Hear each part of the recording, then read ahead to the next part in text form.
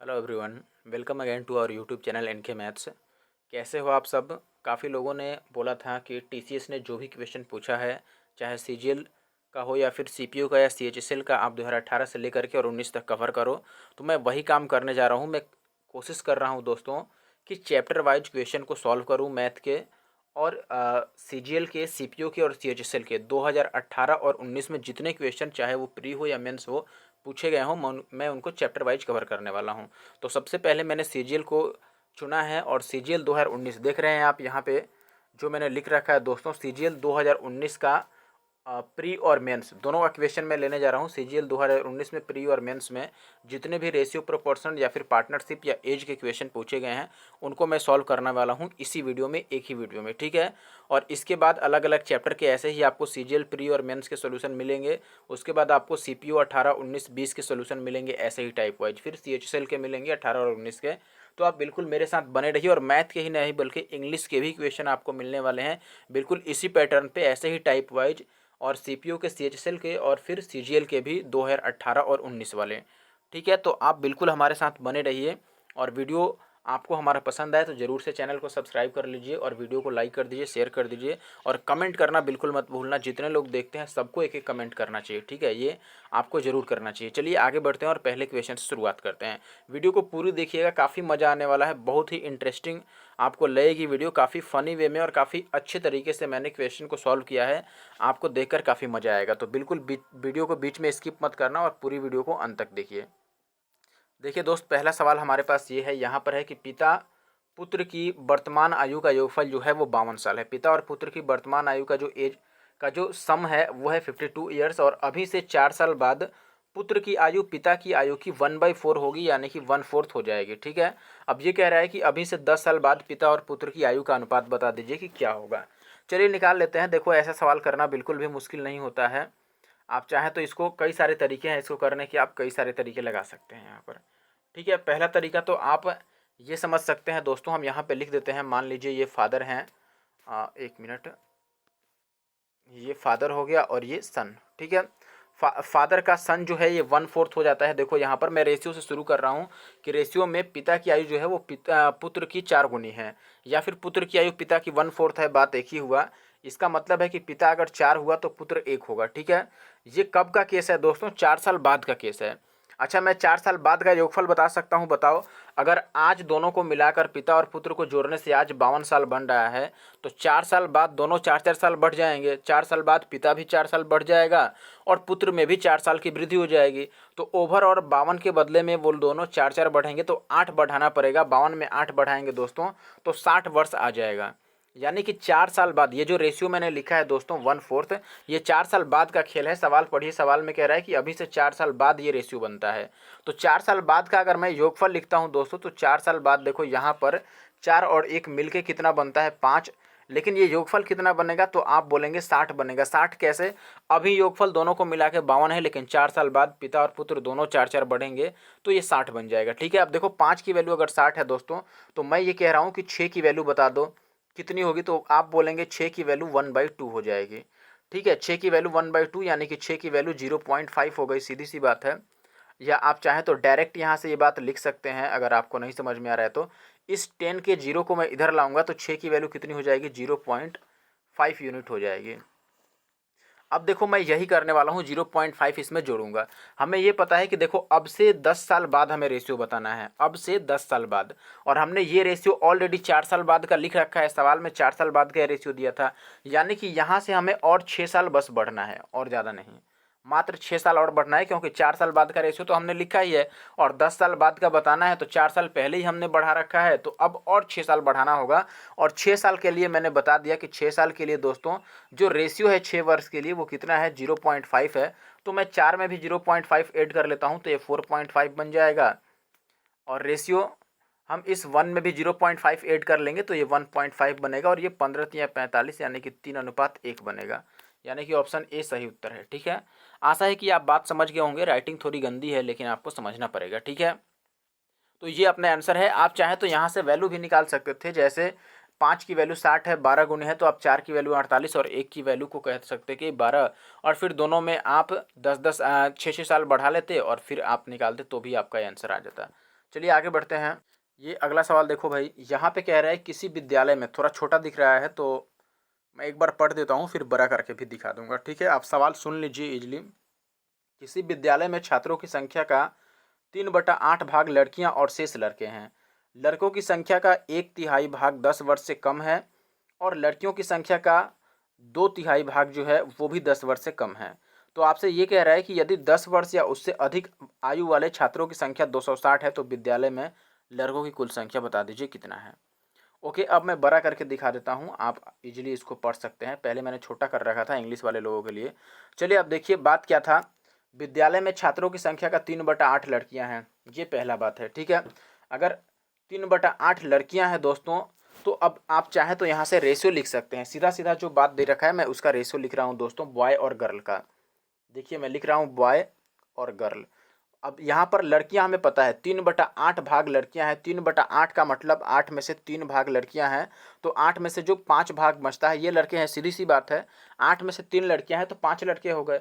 अब ये कह रहा है दोस्तों सवाल में कि लड़कों की संख्या का 1/3 भाग 10 वर्ष से कम है और लड़कियों की संख्या का 2/3 भाग 10 वर्ष से कम है। अब ये कह रहा है कि 10 या उससे ज़्यादा आयु वाले लड़कों की संख्या, सॉरी टोटल छात्रों की संख्या जो है वो कितना है, 260। अब ये 260 जो दिया है ये क्या है, तो आप बोलेंगे ये 10 वर्ष या उससे अधिक आयु वाले लोगों की संख्या है। तो हम यहाँ पर रेशियो में कैलकुलेट करते हैं कि 10 साल या उससे ज़्यादा वाले कितने लोग हैं रेशियो में। तो आप बोलेंगे कि पहले लड़कों की हम बात करते हैं। तो देखो लड़कों में यहाँ पर 5 लोग तो हैं, लेकिन इसमें ये कह रहा है कि लड़कों की संख्या का 1/3 10 साल से कम है और हमें लिखना है 10 साल से ज़्यादा। तो अगर 1/3 10 साल से कम है तो 2/3 10 साल से ज़्यादा होगी। तो मैं यहाँ पर इसका 2/3 निकाल लेता हूँ। ये लड़कों की संख्या है जो 10 साल से ज़्यादा है। फिर लड़कियों की बात करते हैं तो लड़की टोटल संख्या 3 है। यहाँ पर रेशियो में देखो टोटल वैल्यू लड़की की 3 है, लेकिन सवाल में कह रहा है कि 2/3 भाग 10 वर्ष से कम है और हमें 10 वर्ष से ज़्यादा लिखना है। तो मैं ये कहूँगा दोस्तों कि यहाँ पर देखो 3 में से 2 भाग अगर 10 वर्ष से कम है तो 3 में से 1 भाग होगा जो 10 वर्ष से ज़्यादा होगा, यानी कि 1/3 बचता है। 2/3 जब 10 वर्ष से कम है तो 1/3 यानी कि 1/3 इसका 10 से ज़्यादा होगा, सीधी सी बात है। अब यहाँ से आप बोलोगे कि एक टोटल कितना वैल्यू आ गया, देखो 5 दूना 10 और 3 13/3 यूनिट वैल्यू आ गया और ये 10 साल से ज़्यादा वाले लोगों की संख्या है, लेकिन सवाल में दिया है 260।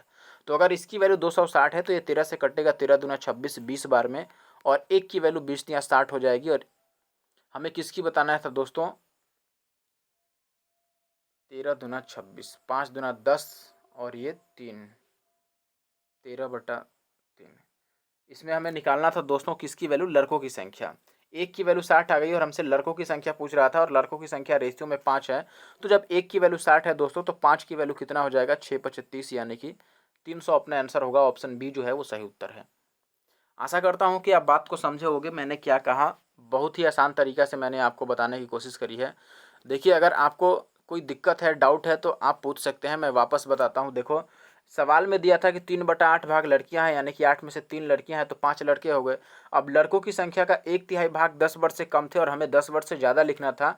तो मैंने बोला कि 1/3 का मतलब 1/3 है और 3 में से 1 भाग अगर 10 वर्ष से कम है तो 3 में से जो 2 भाग बच गया 2/3, ये 10 वर्ष से ज़्यादा वाले लोगों की संख्या है। तो मैंने 5 × 2/3 कर दिया लड़कों की संख्या जो 10 साल से ज़्यादा है या 10 के बराबर है। ऐसे ही लड़कियों में 2/3 10 से कम था तो 1/3 10 से ज़्यादा होगा। पूरा कैलकुलेट करके 13/3 की वैल्यू अगर 260 आ गई तो यहाँ से 1 यूनिट की वैल्यू आ गई 60 और हमें लड़कों की संख्या यानी कि 5 की वैल्यू बतानी थी तो हमने 5 का निकाल लिया, 300 आ गया। बस आगे बढ़ते हैं। अब अगला सवाल देखें भाई, यहाँ पे कह रहा है आपको कि ए बी और सी 3 लोग हैं। यहाँ पर ए है, बी है और सी है। ये 5:7:4 के अनुपात में पूंजी लगाते हैं, यानी कि इन्वेस्ट करते हैं, ठीक है। अब ये कह रहा है कि निवेश के समय इनका जो रेशियो है दोस्तों वो XYZ है। निवेश के समय का रेशियो, यानी कि ये इन्वेस्ट करते हैं। देखो इन्वेस्ट करने वाली जो कैपिटल है इनकी वो है 5:7:4, लेकिन जो टाइमिंग है, कौन कितने टाइम के लिए इन्वेस्ट करता है, ये टाइमिंग है X:Y:Z, ये टाइमिंग का रेशियो है, ठीक है। और उनके प्रॉफिट का रेशियो है 45:42 रेशियो 28। तो आपको बताना है कि X:Y:Z क्या होगा। वेरी इजी क्वेश्चन है। अच्छा आपको ये पता होगा दोस्तों पार्टनरशिप में, ये जरूर आपने पढ़ा होगा कि पार्टनरशिप में जो प्रॉफिट का रेशियो होता है, लाभ का रेशियो होता है, वो कैपिटल के रेशियो के ही रेशियो में बढ़ता है, ठीक है। यानी कि कैपिटल कौन आदमी कितने समय के लिए लगाए। अगर मैं बात करूं दोस्तों ए बी सी का, तो आप बोलेंगे देखो दोस्तों ए बी सी, ए का क्या खेल है, ए ने 5 रुपया, मान लो 5 रुपया इसने इन्वेस्ट किया है कितने टाइम के लिए, एक्स टाइम के लिए, तो इसका जो प्रॉफिट होगा वो 5x होगा दोस्तों। ऐसे ही बी ने 7 रुपये इन्वेस्ट किए हैं वाई समय के लिए, तो इसका 7y बनेगा। और सी ने 4 रुपये लगाए हैं जेड समय के लिए, तो ये 4z होगा। यही इनका प्रॉफिट का रेशियो बनेगा। लेकिन सवाल में कह रहा है कि नहीं, ए की जो प्रॉफिट है वो 45 है, बी की प्रॉफिट 42 है और सी की प्रॉफिट कितनी है, 28 है। अब इजीली आप कैलकुलेट कर सकते हैं। देखो अगर 5x दोस्तों 45 के बराबर है तो x का मान कितना होगा, तो आप बोलेंगे डेफिनेटली x का मान कितना हो जाएगा दोस्तों, 9×5 = 45, 9 होगा। x की वैल्यू 9, और y की वैल्यू बात करें तो 7×6 यहाँ से 42, 6 आ जाएगा। और z की वैल्यू बात करें तो 4×7 = 28, 7। तो 9, 6 और 7 इसका आंसर होगा। 9, 6 और 7 ऑप्शन ए जो है ये सही उत्तर है। इसमें कोई भी मुश्किल बात नहीं है। आगे बढ़ते हैं। अब अगला सवाल देखें दोस्त, यहाँ पे कह रहा है कि जब कक्षा ए से 5 बच्चे कक्षा बी में प्रवेश करते हैं तो दोनों कक्षाओं के बच्चों की संख्या समान हो जाती है। यानी कि क्लास ए से 5 चिल्ड्रेन क्लास बी को ज्वाइन कर लेते हैं, तो ऐसे में दोनों क्लासेस में स्टूडेंट्स की संख्या जो होती है, नंबर, वो सेम हो जाती है। अब ये कह रहा है कि यदि जो क्लास बी है उसमें से 25 स्टूडेंट्स कक्षा ए में बच्चों की संख्या, सॉरी, यदि कक्षा बी से 25 बच्चे कक्षा ए में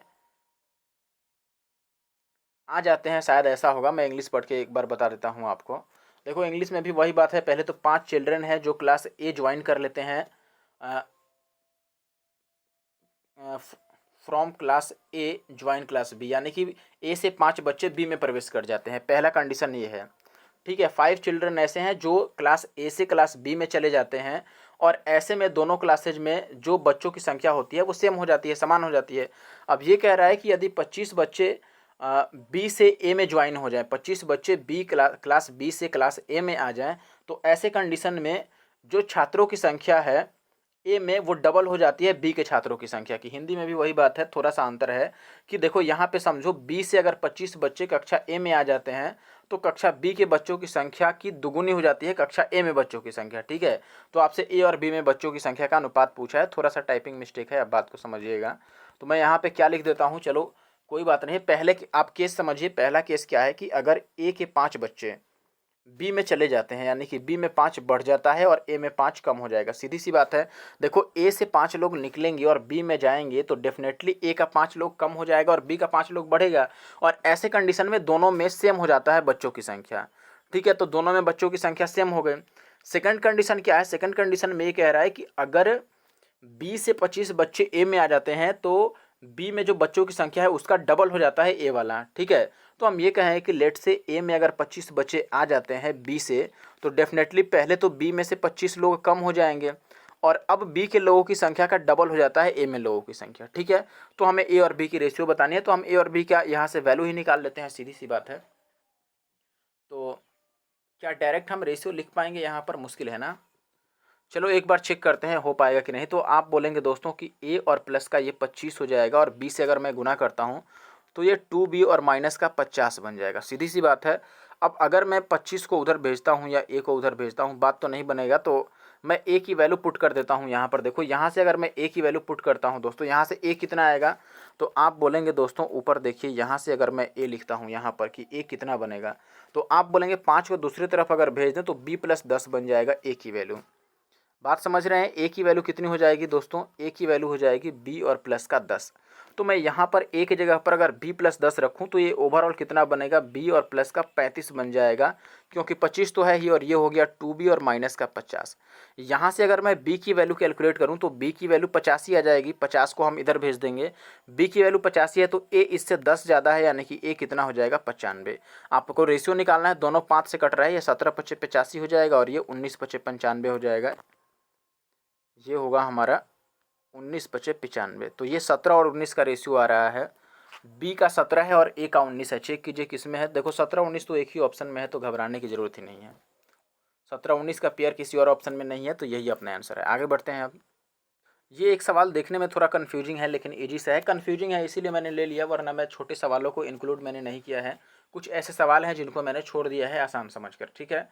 तो देखो यहाँ पर क्या है दोस्तों कि a ratio b ratio c आपको गिवन है और आपको A by B ratio, B by C ratio, C by A बताना है। सीधी सी बात है, हम डिवाइड ही कर लेते हैं। एक मिनट, देखिए हमें A बाई B लिखना है तो हम क्या लिखेंगे, पहले A की वैल्यू लिख देंगे। A की वैल्यू क्या है दोस्तों, 1/4। और इसमें B से डिवाइड करना है, B से डिवाइड करना है तो B वाला 1/3 है। अगर मैं इसके नीचे 1/3 लिख दूं तो ये कितना बन जाएगा दोस्तों, 3/4 बन जाएगा। बात समझ में आ रहा है कि नहीं, 3/4। यानी कि आप ये कहेंगे दोस्तों कि अगर हमें A बाई B लिखना है तो हमने ऊपर B को लिखा है और नीचे A को लिखा है। देखो ऊपर B को लिख दिया है हमने, B की वैल्यू 3 है तो ऊपर मैंने 3 लिख दिया, ठीक है। और A की वैल्यू जो 4 है वो 4 यहाँ पे रह गया। ऐसे ही सेकंड कंडीशन में आपको B बाई C लिखना है तो C वाला ऊपर आ जाएगा, C वाला 2 है तो 2 ऊपर आ जाएगा और B वाला तो नीचे रहेगा ही 3। ऐसे ही थर्ड कंडीशन में आपको C बाई A लिखना है तो A नीचे है तो वो ऊपर लिखा जाएगा। एक्चुअली में A का मान 4 है तो वो 4 ऊपर आ जाएगा। एक मिनट, 4 ऊपर आएगा और C की वैल्यू जो है वो नीचे आएगी। तो C की वैल्यू 2 है तो ये नीचे आ गई। आप सबको अलग अलग भाग दे सकते हैं, मैंने एक ही को भाग दे करके और पैटर्न समझ लिया कि क्या कंडीशन बन रहा है। अब इनका रेशियो आप निकाल लीजिए दोस्तों, 4, 3 और 2। रेशियो क्या बनेगा, 4, 3, 2 का एलसीएम 12 है तो इनको मैं 12 से गुना कर देता हूँ सबको। अगर ये 12 से गुना करेंगे तो 4 तियाँ 12, 3 तियाँ 9 आ गया। फिर दूसरा 3 चौके 12, 4 दूना 8 और तीसरा 2 छक 12 और 6 चौके 24। तो 9, 8 और 24 यानी कि ऑप्शन सी इसका सही उत्तर है। आगे बढ़ता हूँ अब। देखें दोस्त, अगले सवाल में क्या है, आपको ये कह रहा है कि जब x को 19, 28, 55 और 91 में से प्रत्येक में से घटाया जाता है तो इस क्रम में प्राप्त संख्याएं जो हैं वो समानुपात में है, प्रोपोर्शन में है, ठीक है। तो आपको बताना है x + 9 और x स्क्वायर के बीच का मध्य अनुपात यानी कि मीन प्रोपोर्शनल क्या है। अब मीन प्रोपोर्शनल के लिए आपको पता है कि हम रूट अंडर ए बी करते हैं, यानी कि इस दोनों को गुना करके और उसका स्क्वायर रूट निकालेंगे। लेकिन इसके लिए ज़रूरत है x की, तो x निकालने के लिए अब हमें काम करना पड़ेगा कि x कैसे आएगा। तो देखिए x आने के लिए जो इसमें बातें बता रखी हैं हम उसका इस्तेमाल कर लेते हैं। क्या क्या दिया है सवाल में देखो, हमें ये कह रहा है कि जब 19, 28, 55 और 91 में x को जोड़ेंगे तो ये रेशियो जो बनेगा ये बनेगा दोस्तों प्रोपोर्शनल में, ठीक है, समानुपात होगा ये। तो चलो समानुपात में बन रहा है तो हम यहाँ पर ये पहले आप समझ लो कि इसको लिखने का तरीका क्या है। वही है, देखो 19 में से हमने घटाया, 19 में से घटाया, पहले मैं 28 में से घटा लूँ, क्या हम पलट के भी लिखेंगे तो कोई अंतर नहीं पड़ेगा, तो मैं पहले 28 में से ही घटा के लिख देता हूँ। देखो बाद वाले में से घटाता हूँ, पहले 28 में से मैंने x घटाया और फिर 19 में से मैंने x घटाया और फिर सेकंड वाले में भी बाद से ही लिखूंगा मैं। 91 में से मैं पहले x घटाया और फिर दूसरा क्या है हमारे पास, एक मिनट, दूसरा क्या है हमारे पास दोस्तों, 55 है तो मैं 55 में से भी x घटा रहा हूँ, ठीक है। और ऐसे में ये प्रोपोर्शनल में आ रहे हैं, यानी कि इसका इससे जो अनुपात है वही इसका इससे अनुपात है। ऐसा सवाल आपने किया होगा। अब मैं आपको बोलूँगा कि जब भी ऐसा सवाल आए तो देखो, अगर ये आसान है क्रॉस मल्टीप्लाई करना, ठीक है, तब तो आप गुना कर लीजिए। और अगर आसान नहीं है तो आप कंपोनेंडो डिविडेंडो अप्लाई कीजिए यहाँ पर। तो मैं वही अप्लाई कर रहा हूँ। उसमें हम क्या करते हैं, एक बार जोड़कर ऊपर लिखते हैं और घटाकर नीचे लिखते हैं। तो मैं जोड़ता हूँ दोनों को, देखो जोड़ेंगे तो 28 और 19 कितना बनेगा दोस्तों, 28 और 19 जोड़ करके बन जाएगा 9, 8, 17, 2, 1, 3 और 1, 4 यानी कि 47 और माइनस का 2x। और जब घटाएंगे तो 28 में से 19 जाएगा दोस्तों, तो 8 और 1 9 बचेगा, x तो कट जाएगा। फिर दूसरी तरफ क्या होगा, ऐसे ही जोड़ेंगे हम 91 को और 55 को, तो 5 और 1 6 और 9 5 14 यानी कि 146 बन गया और माइनस का 2x। और जब घटाएंगे 91 में से 55 तो 11 में से 5 जाएगा 6 और 8 में से 5 जाएगा तो 3 आ गया। ये 9 चौके 36 सब कट गया। और अब तिरछा गुना करते हैं तो 47 चौके कितना हो जाएगा दोस्तों, 7 चौक 28 और 4 चौके 16 और 2 18। ये आ गया हमारे पास 188 और माइनस का 4 दूना 8x और बराबर का हो गया ये 146 और माइनस का 2x। अब यहाँ से अगर मैं x लिखता हूँ डायरेक्ट, ठीक है, तो देखो 8x को दूसरी तरफ भेजेंगे तो ये 6x बन जाएगा और 146 को इधर ला करके अगर हम घटाते हैं दोस्तों तो ये 42 बन जाएगा। यानी कि x की वैल्यू कितनी आ गई हमारे पास, 7 आ गई। अब x की वैल्यू अगर हमारे पास 7 आ गई है तो हम मीन प्रोपोर्शनल लिख लेते हैं। मीन प्रोपोर्शनल के लिए मैंने बोला था कि हमें स्क्वायर रूट निकालना पड़ेगा दोनों में। तो पहले हम यहाँ पे देखो x के जगह पर 7 रखूंगा तो ये 9 7 16 बन जाएगा और इंटू के x के जगह पर मैं 7 रखूंगा तो ये 7 का स्क्वायर। अब 16 का वर्गमूल तो 4 हो जाएगा और 7 का स्क्वायर 7 यानी कि ये 7 चौक 28 आ जाएगा। 28 बोले तो ऑप्शन ए अपना सही उत्तर है, ठीक है। मुश्किल नहीं था, बस थोड़ा सा कैलकुलेटिव लग सकता है आपको, फिर भी आगे बढ़ते हैं। अब अगला सवाल देखें दोस्त, यहाँ पे कह रहा है कि तीन संख्याओं का योग 280 है। यदि पहली और दूसरी संख्या का अनुपात 2:3 है, फिर दूसरी और तीसरी संख्या का अनुपात 4:5 है, तो दूसरी संख्या क्या है। देखो जब भी ऐसा सवाल है तो पहले तो हम रेशियो चेक करते हैं। मेरे हिसाब से बाई ऑप्शन में, ऑप्शन के थ्रू करने की कोशिश करता हूँ। देखो दूसरी संख्या यहाँ पर रेशियो में 3 है और दूसरी संख्या यहाँ पर 4 है, दूसरी संख्या यहाँ 3 है और दूसरी संख्या यहाँ 4 है, यानी कि आंसर हमारा 3 और 4 से कटेगा, यानी कि 12 से कटेगा। 3 और 4 का एलसीएम 12 होता है, तो 12 से कटेगा आंसर, और 12 से केवल ऑप्शन सी कट रहा है, तो सी हमारा आंसर है। ठीक है, ये तरीका आपको कैसा लगा? देखो ये तरीका मैंने काफ़ी बार बताया है। अगर आपने मेरा सीजीएल मेंस 2011 से 18 तक का अगर सॉल्यूशन देखा है रेशियो वाला, तो काफ़ी मज़ा आया होगा। उसमें मैंने ऐसे काफ़ी सारे सवालों को सॉल्व किया है। यहाँ पर भी मैं वही बात बता रहा हूँ कि देखो, अगर दूसरी संख्या ही बतानी है और दूसरी संख्या एक बार 3 है रेशियो में, एक बार 4 है, यानी कि 4 तियाँ 12 से कटेगा आंसर, और 12 से एक ही ऑप्शन कट रहा है, बस खेल खत्म। बाकी आपके पास सॉल्व करने के लिए उपाय क्या है? अगर आप पूरा सॉल्व करना चाहते हैं, तो अगर आप समय के दुश्मन हैं तो आपको यही करना पड़ेगा। ठीक है, you are the enemy of time.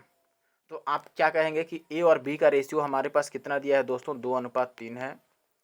और बी और सी का रेशियो कितना है दोस्तों? बी और सी का रेशियो आप बोलेंगे दोस्तों 4:5 है। यहाँ से हम इनको सेम करते हैं। पहले तो ये 3 पचे 15 लिखेंगे, और ये 3 चौके 12 लिखेंगे, और ये 4 दूना 8 लिखेंगे।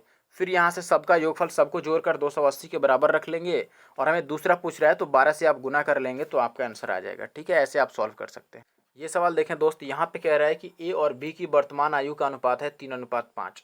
अब से 5 वर्ष बाद उनकी आयु 13:20 हो जाएगी, तो बी की वर्तमान आयु क्या होगी? देखो, ऐसे सवाल में भी मैं वही उपाय लगाने वाला हूँ जो पिछले सवाल में मैंने किया था। मैं ये बोलूँगा दोस्तों कि अभी ये 3:5 के अनुपात में है, 5 साल बाद ये 13:20 के अनुपात में हो जाएगा, यानी कि 5 हम बढ़ा दें तो बी की वैल्यू 20 से कटनी चाहिए। तो हम सारे ऑप्शन में 5 जोड़ जोड़ कर चेक करेंगे कौन सा 20 से कट रहा है। देखो, 32 में 5 जोड़ेंगे तो 37 बनेगा, वो 20 से नहीं कट रहा है। अगर मैं 35 में 5 जोड़ूंगा तो ये 40, ये 20 से कट जा रहा है, तो ये आंसर हो सकता है। 30 में अगर 5 जोड़ूंगा तो 35 बनेगा, और ये 45 बनेगा, यानी कि ऑप्शन बी ही हमारा आंसर होगा। खेल खत्म है। ज़्यादा कुछ करने की ज़रूरत नहीं है ऐसे सवालों में, और ये उतना मुश्किल सवाल भी नहीं है। मैंने बस इसलिए लिया है ताकि आपको ऑप्शन के थ्रू करके दिखाऊं। सवाल में कह रहा था कि 5 साल बाद रेशियो इतना बनने वाला है, और हमसे बी पूछ रहा है, तो मैं बोलूँगा कि चलो ऑप्शन में 5 जोड़ जोड़ कर चेक कर लेते हैं कहाँ 20 से कट रहा है।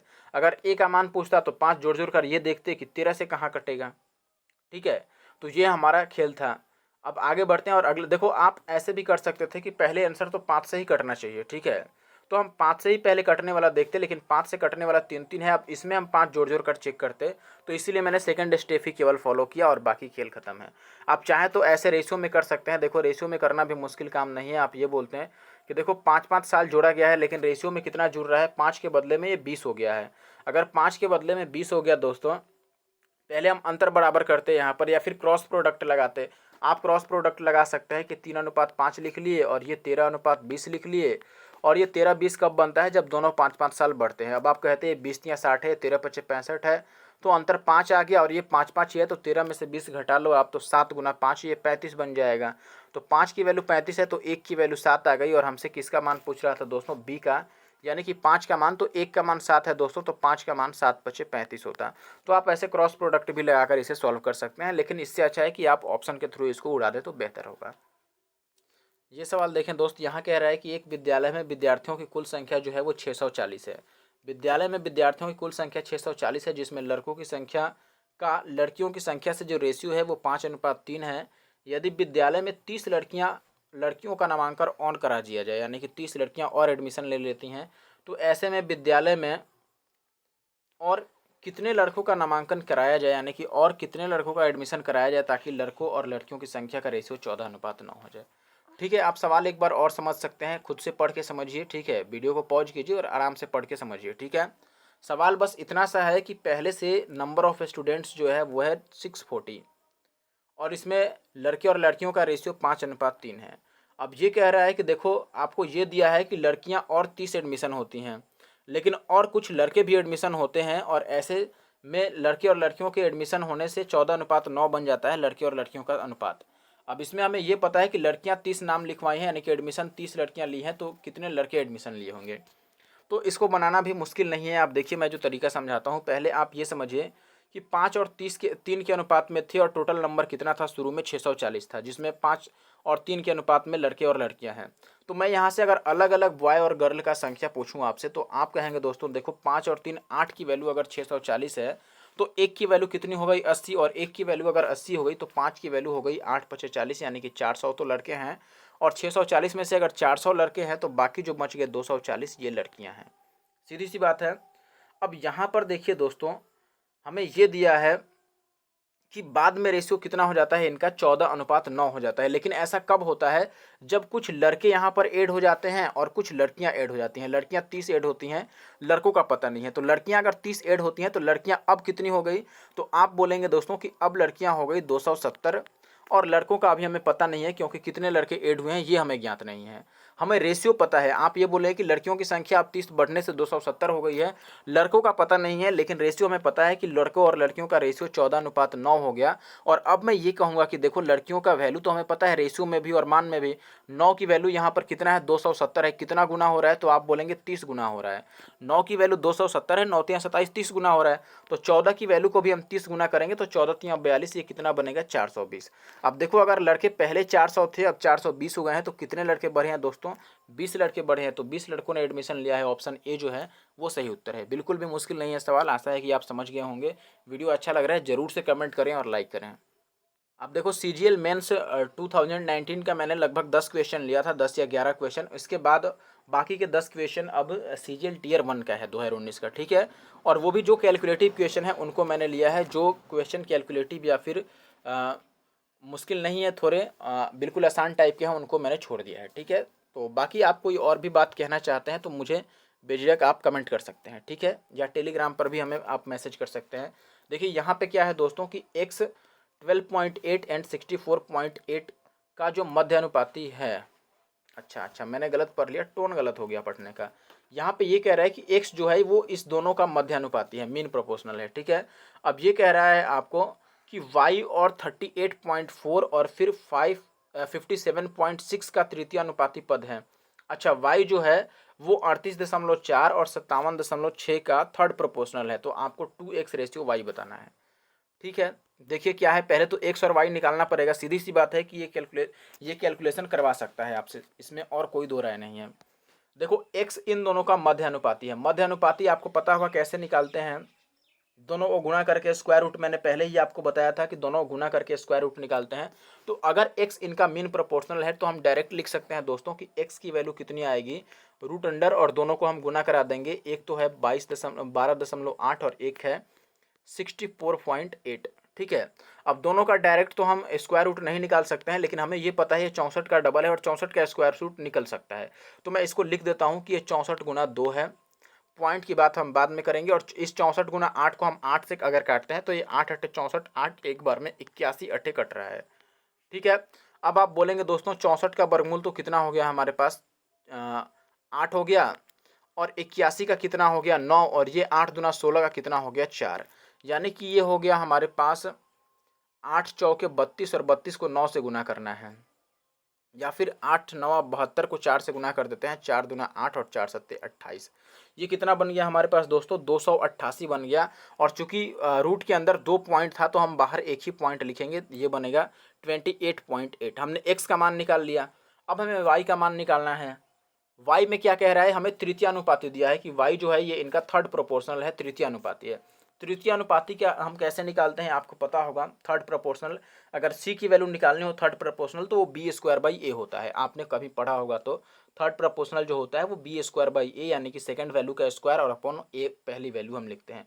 तो हम डायरेक्ट उस फॉर्मूले से वाई बराबर लिखेंगे सेकंड वाले का स्क्वायर, यानी कि 57.6 का स्क्वायर, यानी कि मैं 2 टाइम इसको लिख रहा हूँ, और अपॉन ए लिखेंगे यानी कि 38.4।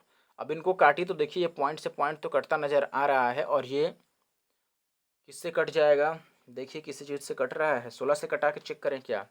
16 दूना 32 और 16 चौके 64, ये 16 से तो कट जा रहा है, ठीक है।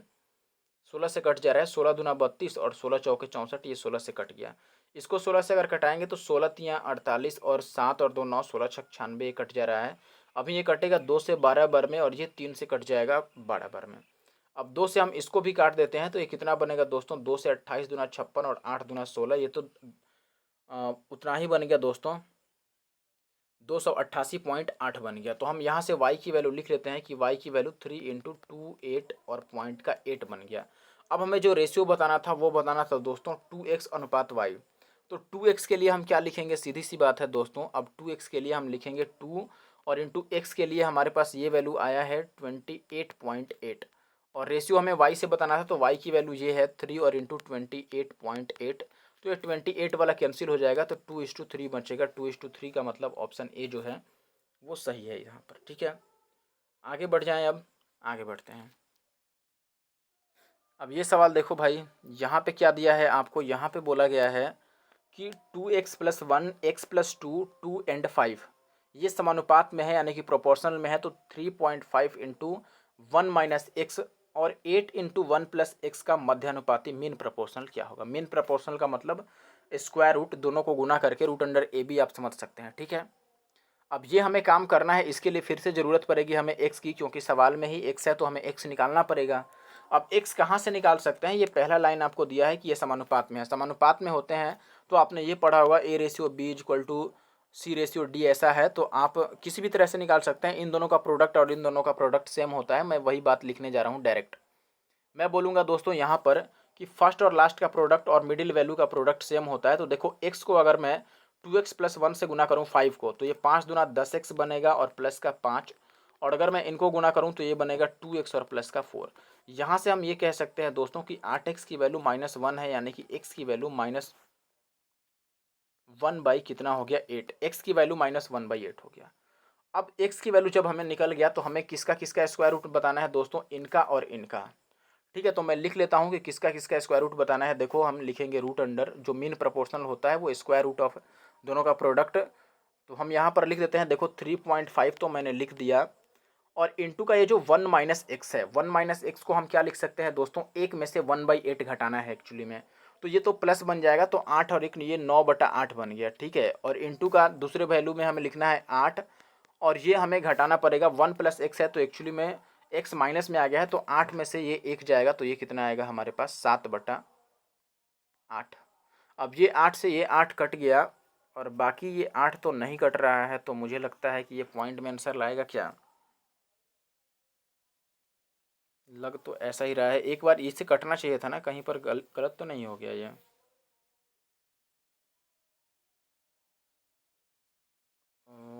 चलो कोई बात नहीं है, पॉइंट हम हटा देते हैं और फिर गुना कर लेते हैं। इस पॉइंट को हटाओ तो नीचे कितना आ जाएगा दोस्तों, 10 आ जाएगा, ये रूट यहाँ तक है। ठीक है, लेकिन नीचे 10 ला के कोई फ़ायदा नहीं दिख रहा है। ये देखो 7×5 = 35 और ये 2×5 = 10। ठीक है ठीक है, कट गया। देखो मैंने इसको कटा दिया ना, ये 5 दूना 10, 2×5 = 10 कट गया है, और ये 7×5 = 35 कट गया है, ये 7 टाइम्स में। तो आप ऊपर बोलेंगे कि 2 बार 7 है तो एक 7 बाहर आ गया, और एक बार 9 था, 9 का स्क्वायर रूट 3 होता है, और नीचे 8 दूना 16 है, उसका वर्गमूल 4 आ गया, तो 7×3 = 21/4 आ गया। तो ये 4×5 = 20 और पॉइंट का 25 आएगा, 5.25, यानी कि ऑप्शन सी जो है वो सही उत्तर है। ठीक है, आगे बढ़ते हैं। अब ऐसे कुछ कैलकुलेटिव क्वेश्चन भी आए हैं, देखने में छोटे हैं लेकिन कैलकुलेटिव हैं। अब देखो पहले इस तरह के वीडियो देखने से या ऐसे क्वेश्चन देखने से करने से आपको यही फ़ायदा होता है कि आप एग्जाम हॉल के अंदर समझ पाते हैं कि इस क्वेश्चन को अभी के लिए लीव करना है, स्किप करना है, या फिर मार्क फॉर रिव्यू कर लेना है, क्योंकि हमें पता है कि इसमें टाइम ज़्यादा लगेगा, तो हम इसको बाद में सॉल्व करेंगे, पहले इजी इजी क्वेश्चन सॉल्व कर लें। तो ईजी और टफ पहचानने में ज़्यादा टाइम आपको नहीं लगना चाहिए। आप जितना जल्दी पहचानेंगे कि ये क्वेश्चन मुझे अभी करना है और इस क्वेश्चन को मुझे स्किप करना है, उतना ही आपका टाइम बचेगा। ठीक है, और ये बहुत ज़रूरी है एग्ज़ाम को क्वालिफाई करने के लिए, बहरहाल अच्छा नंबर लाने के लिए ये ज़रूरी है। ठीक है, चलिए आगे बढ़ते हैं। अब अगला सवाल देखें दोस्त, कह रहा है कि एक समूह में लड़के और लड़कियों की संख्या का जो अनुपात है वो है 7:6। ठीक है, यदि 4 और लड़के उस समूह में शामिल हो जाए और 3 लड़कियां समूह छोड़ देती हैं, तो ऐसे में लड़कों और लड़कियों का अनुपात 4:3 हो जाता है, तो समूह में शुरू में लड़के और लड़कियों की कुल प्रारंभिक संख्या कितनी थी। वेरी गुड, मुश्किल नहीं है। देखो अगर प्रारंभिक संख्या बतानी है और रेशियो में हमें पता है, तो सबसे पहले मेरा दिमाग जा रहा है यहाँ पे कि 7 और 6 शुरू में अगर अनुपात है तो 7×6 = 13 से आंसर कटेगा। लेकिन हर एक ऑप्शन आप देख रहे हैं कि 13 का मल्टीपल सारे ऑप्शन 13 से कट रहे हैं। फिर यहाँ पर हम छोड़ देते हैं, दूसरे रेशियो पर आते हैं कि दूसरा रेशियो ये 3:4 कब आएगा। तो आप बोले कि अगर 4 लोगों को ला दिया जाए और 3 लोगों को भगा दिया जाए, 4 लड़के आते हैं, 3 लड़कियां छोड़कर चली जाती हैं।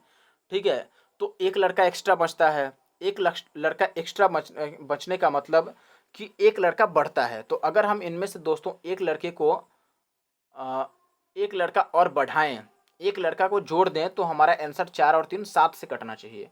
एक लड़का को जोड़ने पर आंसर 7 से कौन कटेगा बताओ। इसमें एक लड़का जोड़ेंगे तो 118 7 से नहीं कटेगा। ये एक जोड़ने से तो 79 बनेगा, नहीं कटेगा, ये एक जोड़ने से नहीं कटेगा, इसमें एक जोड़ेंगे 105 7 से कट जाएगा, तो ये अपने आंसर है। ठीक है, तो आप ऐसे ऑप्शन के थ्रू जा सकते हैं। बाकी अगर आपको सॉल्व करना है तो सीधी सी बात है कि आप क्रॉस प्रोडक्ट लगाइए। आप बोलेंगे कि पहले रेशियो 7:6 था, बाद में रेशियो कितना हो गया दोस्तों, 4:3 हो गया। लेकिन ये कब होता है, जब देखो ये बॉय है और ये गर्ल, ये कब होता है, जब लड़के 4 आते हैं और लड़कियां 3 चली जाती हैं।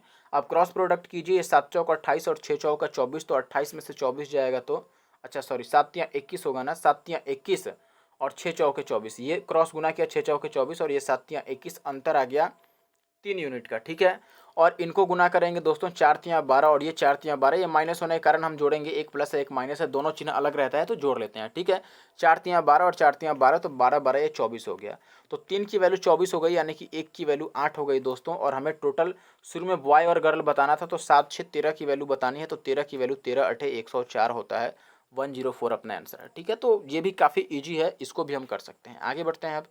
ये देखें दोस्त, अगला सवाल हमारे पास है कि ए, बी और सी ने अपने वेतन का 8%, 7% और 9% किसी धर्मार्थ ट्रस्ट को दान करते हैं। ठीक है, ए बी सी अपने वेतन का 8%, 7% और 9% किसी ट्रस्ट को दान कर देते हैं। ठीक है, अब आगे क्या कह रहा है यहाँ पर दोस्तों,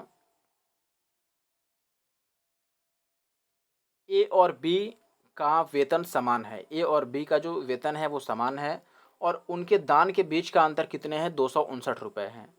ए और बी का कुल दान सी की तुलना में 1185 रुपये अधिक हैं।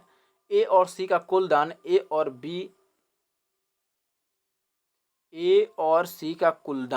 ए बी और सी के कुल वेतन का कितना प्रतिशत है। देखो यहाँ तक सब चीज़ ठीक है सवाल में, लेकिन आगे एक बात लिख दिया कि दशमलव के एक स्थान तक सही करना है। ठीक है, यानी कि करेक्ट टू 1 डेसिमल प्लेस। अब ये जब लिख दिया ऐसा बात, तो आप समझ लीजिए कि क्वेश्चन को कैलकुलेटिव होने में ज़्यादा टाइम नहीं है, क्वेश्चन कैलकुलेटिव होने वाला है। अब यहाँ पर देखिए दोस्तों कि अगर क्वेश्चन कैलकुलेटिव होने वाला है तो आपको ऐसे क्वेश्चन को स्किप करना चाहिए उस टाइम के लिए। ठीक है, मैं ये नहीं कह रहा हूँ कि पूरे एग्जाम में इसको करो ही मत, छोड़ दो, ऐसा नहीं। ठीक है, इसको करो बाद में, लेकिन टाइम बचे तब। इससे आसान अगर आपको किसी भी सब्जेक्ट में सवाल मिलता है तो पहले आप उसे करो। अब देखो ये मुश्किल सवाल तो नहीं है इजी, लेकिन कैलकुलेशन ज़्यादा लग रहा है, क्योंकि ये दशमलव के एक स्थान तक लिख दिया। अगर ये बात लास्ट वाला नहीं लिखा होता तब हम डीएस लगा सकते थे, यूनिट डिजिट चेक कर सकते थे, मल्टीपल चेक कर सकते थे, लेकिन वो सारी चीज़ अब यहाँ पर फेल करेंगे। क्यों? क्योंकि यहाँ पर एक्यूरेट आंसर नहीं है, आपको अप्रॉक्सीमेट आंसर दिया गया है पॉइंट के एक ही स्थान तक। ठीक है, तो चलो हम अब कैलकुलेट करते हैं पूरा, जितना टाइम लगे। आराम से आप क्वेश्चन पढ़ लीजिए और समझ लीजिए जो जो दिया है हम वो काम करने वाले हैं, और बिल्कुल आराम आराम से। तो देखिए जैसे जैसे कह रहा था वैसे वैसे हम करने जा रहे हैं। पहले इसको हटा लो, बाद में ज़रूरत तो पड़ेगी ही। देखिए पहले यहाँ पर क्या दिया है आपको कि इन तीनों ने 8%, 9%, 7% और 9% किसी ट्रस्ट को दान दिया। ठीक है, अब ये कह रहे हैं दोस्तों, इन्होंने जो डोनेट किया है, ए और बी ने जो डोनेट किया है, पहले इनका तो वेतन समान है और उनके दान के बीच का अंतर 259 रुपये हैं। तो आप बोलेंगे दोस्तों कि रेशियो में ए और बी का दान कितना है। देखो ए का दान है अगर 8, बी का 7 और सी का कितना है 9, तो मैं रेशियो में कहूँगा कि 8 और 7 का अंतर कितना है, यानी कि ए और बी का अंतर कितना है, 1 यूनिट। और अगर रेशियो में इनके बीच 1 यूनिट का अंतर है और सवाल में ये कह रहा है कि दान में 259 रुपये का अंतर है, तो 1 की वैल्यू 259 हो गई। और यहीं से अगर मैं 100 की वैल्यू की बात करूं कि 100 की वैल्यू 100% की वैल्यू कितनी होगी, तो आप बोलेंगे कि 259 पे 2 जीरो और आएगा। लेकिन ये 100% किसका है दोस्तों, ए प्लस बी का है। ए और बी दोनों का मिला करके ये उनकी सैलरी है। ठीक है, ए और बी दोनों का मिलाकर सैलरी कैसे हो गया, तो आप बोलेंगे दोस्तों इन्होंने ही कहा है कि ए और बी दोनों के दान का अंतर 259 है, और मैंने दोनों का अंतर यहाँ पर, अब ये मत समझना कि ये दान है उनका, दान क्यों नहीं है, क्योंकि यहाँ पर ये अपने सैलरी का ही 8% और 60% 7% दान दिए हैं। ठीक है, और यहाँ पर हमने ये निकाल लिया कि 1% की वैल्यू अगर 259 है तो 100% की वैल्यू कितनी हो गई दोस्तों, 259 पर 2 जीरो आ गया। अब ये कह रहा है दोस्तों कि ए और बी का वेतन सेम है। ठीक है, वो बात हम बाद में बात करेंगे। आगे क्या कह रहा है कि ए और बी का कुल दान जो है वो सी की तुलना में 1185 रुपये अधिक है। तो यही बात हम लिख रहे हैं दोस्तों कि ए और बी का कुल दान कितना है, तो आप बोलेंगे दोस्तों ए और बी का जो कुल दान है वो सवाल में कितना है, देखो 8 और 7 15%, ए का दान है 7%, बी का है सॉरी ए का 8% और बी का 7%, यानी कि 15% है। यहाँ से हमने 1% की वैल्यू ऑलरेडी लिख रखी है, या चलो उसको छोड़ भी दो तो आप तो कोई बात नहीं है। ठीक है, ए और बी टोटल 15% दान करते हैं, तो हम ये बोले हैं कि ए और बी का टोटल जो वैल्यू है वो है 259 पर 2 जीरो, तो 1% यहाँ पर देख ही रहे हो, 1% 259 होगा और 15% कितना हो जाएगा दोस्तों, 15 गुना का 259। ये ए और बी का टोटल दान है, और ये कह रहा है कि ए और बी का टोटल दान सी से कितना ज़्यादा है। देखो सी से कितना ज़्यादा है, ये 1185 रुपये अधिक है सी के दान से। सी ने कितना दान किया है, 9%। सवाल में कह रहा है कि सी ने 9% दान किया है, तो सी अपना 9% दान कर देता है, और इससे ए और बी का जो दान है वो कितना ज़्यादा है, 1185 रुपये। यही बात समझने वाली है। देखो ये ए और सी ने 8 और 7 15% दान किया है, तो इनकी वेतन का मैंने 15% लिख दिया, और ये दान सी के दान से 1185 रुपये अधिक है, यही बात मैंने लिखा है अभी।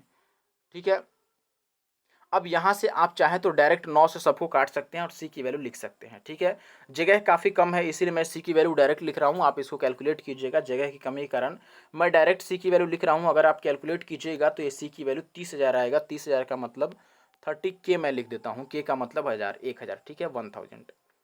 अब देखो सी का दान अगर आप लिखते हैं कि सी ने दान कितना किया, सवाल में हमसे क्या पूछा गया है कि ए और सी का कुल दान, ए बी और सी के कुल वेतन का कितना परसेंट है। तो हमें ए का दान तो नहीं पता है और ना ही सी का दान पता है, तो दोनों का पहले हमें दान निकालना पड़ेगा अलग अलग। तो हम ये पहले निकाल लेते हैं दोस्तों कि सी ने कितना दान दिया होगा। तो आप बोलेंगे कि सी 9% दान दिया है, तो इसका 9% कितना होगा, तो आप बोलेंगे दोस्तों 1% के लिए तो 2 जीरो खत्म हो जाएगा, यानी कि 300 बचेगा, तो 9% के लिए 9×3 = 2700, यानी कि सी ने 2700 दान किया है, ये डोनेट किया है। ठीक है, ए ने कितना दान दिया है, तो आप बोलेंगे दोस्तों ए ने दान दिया है 8%, और ए के लिए 1% आपको पता है दोस्तों कि 259 था 1%, तो इसका 7% कितना होगा, 259 गुना में 8, सॉरी 8%, 8 न है, तो 259 को आप 8 से गुना कीजिए तो ए का दान आएगा। 8 से गुना करेंगे 259 को, तो 8 9 72 का 2 हाथ में 7, और 25 8 200 होता है, तो 200 में 7 जोड़ेंगे तो ये 20 और 7 आ जाएगा, यानी कि 20 और 72। ये हो गया ए का दान। अब सवाल में ये कह रहा है कि ए और बी का दान, ए और सी का दान, देखो सवाल में कह रहा है ए और सी का दान, ए बी सी के कुल वेतन का कितना परसेंट है। तो ए बी सी का कुल वेतन भी अभी हमें लिखना पड़ेगा। हमें ये पता है कि ए और बी का कुल वेतन कितना है, ये तो सवाल में ही दिया गया है दोस्तों कि ए और बी का, ए का 100% और बी का 100% कितना है, 25,900 रुपये। ठीक है, 25,900। अब देखो ए और बी का टोटल हमें लिखना है, तो हम यहाँ पर लिख लेते हैं दोस्तों कि ए और बी का टोटल कितना होगा, 25,900 को 2 बार गुना करना पड़ेगा, सीधी सी बात है, और एक बार सी का वेतन भी लेना है, तो सी का वेतन 30,000 है, ये भी हमें जोड़ना है। तो हम यहाँ पर टोटल सैलरी लिख रहे हैं कि टोटल सैलरी कितना होगा, तो आप ये बोलेंगे दोस्तों कि 259 पर 2 जीरो, इतना गुना 2 और प्लस का 30,000, 30K। तो ये ओवरऑल कितना आएगा, तो आप बोलिए, इसको 2 से अगर गुना करते हैं दोस्तों, आप गुना करके इसको चेक कीजिएगा, ये आएगा 818 पर 2 जीरो। ठीक है, तो इतना टोटल वेतन है, ये वाला टोटल वेतन है। और टोटल दान कितना है, टोटल दान देखो सी ने इतना दान किया और ए ने इतना दान किया, तो ये कितना परसेंट बना, यही हमसे पूछ रहा है। तो मैं यहाँ पे लिख रहा हूँ, देखो मैं ये बोलूँगा दोस्तों कि ए और सी का जो टोटल दान है यहाँ पर वो कितना बन रहा है, दोनों को जोड़ लीजिए, 27 और 2 जीरो जोड़ेंगे तो ये 72 का 72 ही रह जाएगा, और 20 और 27 कितना हो जाएगा, 47। तो ये हो गया 47 72 बटा 818, ये अपना आंसर होगा, क्योंकि इसको 100 से गुना करेंगे तो ये 2 जीरो तो कटने वाला है। अब इसको आपको खुद से कैलकुलेट करना पड़ेगा। देखो ऑप्शन भी काफ़ी करीब करीब हैं, तो हम अप्रॉक्सीमेशन भी यहाँ पे नहीं कर पाएंगे। ठीक है, ये भी 6 पॉइंट समथिंग है, ये भी 6 पॉइंट समथिंग है, और ये भी लगभग 6 के करीब है। डी ही है जो ऑप्शन थोड़ा अलग है।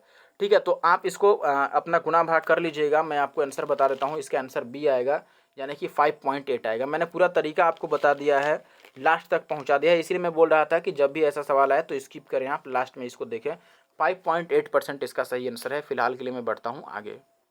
अगला सवाल देखें दोस्त, यहाँ पे कह रहा है कि ए और बी की आय का अनुपात है, ए और बी की आयु का अनुपात 8 वर्ष पहले 2:3 था। ठीक है, ए और बी की आयु का अनुपात दोस्तों 8 वर्ष पहले कितना था, 2:3 था, और 4 वर्ष पहले उनकी आयु का अनुपात 5:7 था। तो 8 वर्ष बाद उनकी आयु का अनुपात क्या होगा। ठीक है, हर एक बार रेशियो की ही बात कर रहे हैं हम, क्रॉस प्रोडक्ट लगा लेते हैं, बेहतर होगा मेरे हिसाब से, या फिर आप चाहें तो अंतर से गुना करा के भी कर सकते हैं। ठीक है, मैं यहाँ पर क्रॉस प्रोडक्ट लगाने की कोशिश कर रहा हूँ। देखो 8 साल पहले का क्या केस था, 2:3 में इनका रेशियो था, 4 साल पहले यानी कि देखो 8 साल पहले और फिर 4 साल पहले, तो ओवरऑल 4 साल का गैप आ गया। जैसे 8 साल पहले मैं बात करूं 2021 चल रहा था, तो 8 साल पहले आप कहेंगे दोस्तों कि 2013 चल रहा होगा। और फिर 4 साल पहले की अगर हम बात करेंगे तो 2017 चल रहा होगा, क्योंकि 4 साल का अंतर आएगा, 2013 में 4 साल बढ़ जाएगा। तो मैं वही बात कह रहा हूँ यहाँ पर दोस्तों कि अगर ये 8 साल पहले का केस है कि ये 8 साल पहले रेशियो 2:3 है और 4 साल पहले ये रेशियो 5:7 है, तो हम ये कहें कि 5:7 तक होने में केवल 4 ही साल बढ़ा है, क्योंकि ये 8 साल पहले का है और ये 4 साल पहले का है, तो दोनों में 4 साल का केवल अंतर है। तो 4 साल ओवरऑल बढ़ा है। मैं ये बस बात आपको समझाना चाहता हूँ। तो मैं यही लिखूंगा कि सेकंड केस में रेशियो है 5:7, लेकिन ये कब होता है? जब दोनों 4-4 साल बढ़ जाते हैं। पहले ये 8 साल पहले का केस है और जब दोनों 4-4 साल बढ़ेंगे तो 4 साल पहले 5:7 बनता है। अब मैं क्रॉस प्रोडक्ट लगाऊंगा, ये 7 दूना 14 और ये 5 तिया 15, 14 और 15 का अंतर 1 हो गया और अनुपात 5 और 7 में यहाँ पे 2 का अंतर है, तो ये 4 दूना 8 बन गया। एक यूनिट की वैल्यू दोस्तों कितनी आ गई? 8। और हमें अब से 8 साल बाद का बताना है। तो 8 साल बाद का बताना है तो हम ये कहेंगे दोस्तों, देखो ये जो रेशियो है ये 2:3 वाला, ये 8 साल पहले का अनुपात है। तो आज तक अगर हम आएंगे, आज के टाइम पर प्रेजेंट एज में अगर हम आएंगे तो 8 साल बढ़ना पड़ेगा। लेकिन ये आज से भी 8 साल बाद कह रहा है, यानी कि 8 साल और बढ़ना पड़ेगा। तो अगर मैं बात करूं दोस्तों इस रेशियो से और 8 साल बाद के रेशियो में जाने के लिए, तो मुझे 16 साल ओवरऑल बढ़ाना पड़ेगा। बात समझ रहे हैं कि नहीं? क्योंकि वो 8 साल पहले का है, तो पहले तो प्रेजेंट टाइम तक आते आते 8 साल बढ़ेंगे, फिर 8 साल बाद कह रहे हैं तो 8 साल और बढ़ेंगे, यानी कि 16 साल बढ़ाना है। तो हम ये कह रहे हैं दोस्तों कि 8 की वैल्यू अगर रेशियो में 1 है तो 16 वर्ष की वैल्यू रेशियो में कितनी होगी? 2 होगी। तो हम दो दो दोनों में जोड़ देते हैं रेशियो में डायरेक्ट, ये 2 दूना 4 बन जाएगा और ये 3 में 2 जोड़ेंगे तो 5 बन जाएगा। तो 4:5 अपना आंसर होगा ऑप्शन ए। या फिर आप सीधा गुना करके भी 16-16 साल जोड़ के रेशियो निकाल सकते हैं। आगे बढ़ते हैं। अब ये सवाल देखो भाई, ऐसा सवाल तो मैंने करा दिया है इसी वीडियो में। 10, 16, 22 और 32 में प्रत्येक में x का मान जोड़ा जाता है या x जोड़ा जाता है और ऐसे में प्राप्त संख्याएं समानुपात में है, प्रोपोर्शनल है। तो आपको x+1 और 3x+1 का मीन प्रोपोर्शनल बताना है। ठीक है, मीन प्रोपोर्शनल मैंने बताया था square root of A B, root under A B होता है, उसके लिए x की ज़रूरत पड़ेगी। तो हम ये लिख लेते हैं कि इनमें x को जोड़ा जाता है तो वैल्यू प्रोपोर्शनल में हो जाती है। तो मैं लिख देता हूँ कि देखो मैं बड़े वाले में पहले जोड़ता हूँ, जैसे मैंने उस सवाल में किया था। मैंने 16 में जोड़ दिया x, ठीक है, 16 में मैंने x जोड़ा और बटा फिर 10 में भी x जोड़ दिया। और सेकंड कंडीशन में भी वही करेंगे, पहले 32 में x जोड़ लेते हैं और फिर 22 में भी x जोड़ लेते हैं। अब देखो यहाँ पर, सॉरी यहाँ पर x जोड़ा गया था एक्चुअली में, जहाँ पे x जोड़ा गया है ये प्लस का x होगा। अब मैंने बोला था कि आप यहाँ पर क्या कीजिए दोस्तों, कंपोनेंडो डिविडेंडो लगा लीजिए, लेकिन कब? जब गुना बड़ा नहीं हो। यहाँ पर गुना बड़ा नहीं है, आप चाहें तो लगा भी सकते हैं और छोड़ भी सकते हैं। ठीक है, मैं यहाँ पर गुना ही कर लेता हूँ डायरेक्ट, मेरे लिए गुना करना ही ईजी है। यहाँ पर देखो 16 को पहले मैं 22 से पहले इसको गुना कर लेते हैं, तो ये 300 कितना बन जाएगा? 32 को हम गुना करेंगे 10 से तो ये 320 बन गया दोस्तों, और x से गुना करेंगे तो ये 32x। और बराबर 16 को मैं 22 से करूँगा तो 16 दूना 32 और 16 दूना 32, तो कितना बन जाएगा दोस्तों? 320 और 32 352 बन जाएगा। तो ये आ गया 352 और प्लस का 16x, यही आएगा। देखो बाकी और भी कुछ आएगा लेकिन वो सारे कट जाएंगे। बाकी जितना कुछ आएगा, लग रहा है कि गुना गलत हो रहा है, 1 मिनट, क्योंकि ये 4-4 अंक का आना चाहिए था ना, मैंने डायरेक्ट केवल अंक से ही गुना करा दिया, x से तो कराया ही नहीं। गुना गलत जा रहा है, देखो ये x है। जब इस दोनों को गुना करेंगे तो कितना आएगा दोस्तों? पहले 16 को 22 से हम गुना करेंगे तो ये 352 आएगा, सीधी सी बात है, 352 अभी आया था। प्लस फिर x को x से गुना करेंगे तो ये एक्स स्क्वायर आएगा, और प्लस 16 और 28 जोड़ करके कितना बन रहा है? 16 और 22 जोड़ करके कितना बन रहा है दोस्तों? 38 बन रहा है, तो 38x भी आएगा।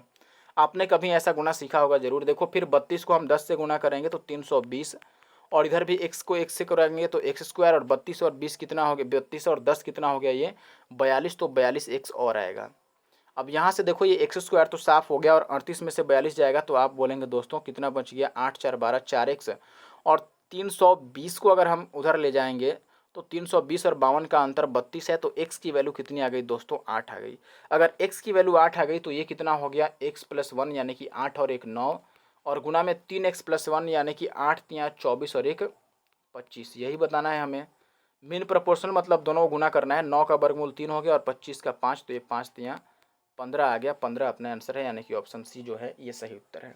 आगे बढ़ते हैं। अब अगला सवाल देखिए दोस्त, यहाँ पे कह रहा है कि 1180 रुपये की राशि ए बी सी में इस प्रकार बांटी जानी है कि ए का डबल बी के 5 गुना और सी के 7 गुना, ये सब बराबर हैं, तो ए का हिस्सा क्या होगा। पहले तो हम लिख देते हैं जो कह रहा है। ये कह रहा है दोस्तों ए का डबल यानी कि 2a, बी का 5 गुना यानी कि 5b और सी का 7 गुना यानी कि 7c के बराबर है। तो हम यहाँ से अगर ए बी सी का रेशियो लिखें दोस्तों तो कितना बनेगा। आप बोलेंगे ए लिखना है तो केवल बी सी को गुना करो यानी कि 7 पच्चे 35। फिर अगर बी लिखना है, 1 मिनट थोड़ा साफ लिख लूँ मैं, ये 35 हो गया। अगर बी लिखना है तो आप बोलेंगे बी को छोड़ दो और ए और सी को गुना करो, तो ये 7 दूना कितना बनेगा दोस्तों, 14 बनेगा। और फिर सी लिखना है तो सी वाला छोड़ दो, ये 5 दूना 10 बनेगा। अब हमसे ये रेशियो में कह रहा है कि ए का मान ज्ञात कर लीजिए, तो सबको जोड़ेंगे और बराबर 1180 रख लेंगे और एक का मान निकालेंगे कटा के, फिर 35 से गुना कर लेंगे, आंसर आ जाएगा। लेकिन मैं ये कह रहा हूँ कि देखो ए की वैल्यू रेशियो में 35 है, यानी कि आंसर 35 से कटेगा। 35 से कटने का मतलब 7 से और 5 से कटेगा।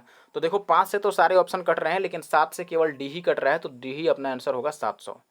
ठीक है, हमारा आंसर क्या होगा दोस्तों, हमारा आंसर होगा डी। यहाँ पर डी का मतलब ये 700 वाला अपना आंसर होगा, क्योंकि यही 35 से कट रहा है, तो जो ए की रेशियो से कटेगा वही आंसर होगा। आप पूरा कैलकुलेट कर लो, मैंने तरीका बता दिया है आपको।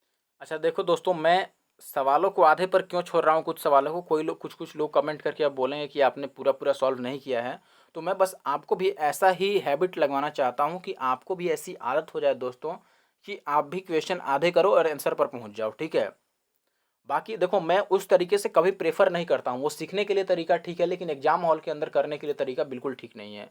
जैसे मैं कर रहा हूँ वैसे ही आप कोशिश करना एग्जाम हॉल के अंदर करने के लिए। ठीक है, देखो एक वॉलेट में 10 रुपये और 50 रुपये मूल्य वर्ग के नोट हैं। ठीक है, 10 रुपये का नोट है और 50 रुपये का नोट है। नोटों की टोटल संख्या 12 है। 10 रुपये और 50 रुपये के नोटों की संख्या का अनुपात 1:2 है। तो कह रहा है कि वॉलेट में कितने रुपए हैं। ठीक है, कोई बड़ी बात नहीं है। देखो जब नोटों की संख्या दोस्तों 1:2 में है तो टोटल ये 3 बन जाता है, और सवाल में टोटल नोटों की संख्या 12 दे रखी है। 3 की वैल्यू 12 है, यानी कि ये 1 की वैल्यू 4 हो गई और 2 की वैल्यू 8 हो गई। अब ये 8 और 4 कितने कितने रुपए के नोट हो गए। देखो एक का मान हमने 4 निकाला है और शुरू वाला 10 रुपये का नोट है, तो अगर 10 रुपये वाले 4 नोट हैं तो यहाँ से 40 रुपये आ जाएगा। और 8 नोट है 50 रुपये वाला, तो इसको हम 50 से गुना कर लेते हैं, तो 8 पचे 40, 400 रुपये यहाँ से आ जाएगा। तो ये 400 रुपये और ये 40 रुपये मिल के 440 बन जाएंगे। तो 440 रुपये टोटल बनते हैं। ऑप्शन ए जो है ये सही उत्तर है। आगे बढ़ते हैं। अब ये एक सवाल देख लो। अब सवाल कह रहा है कि एक कक्षा में छात्र और छात्राओं की कुल संख्या 65 है।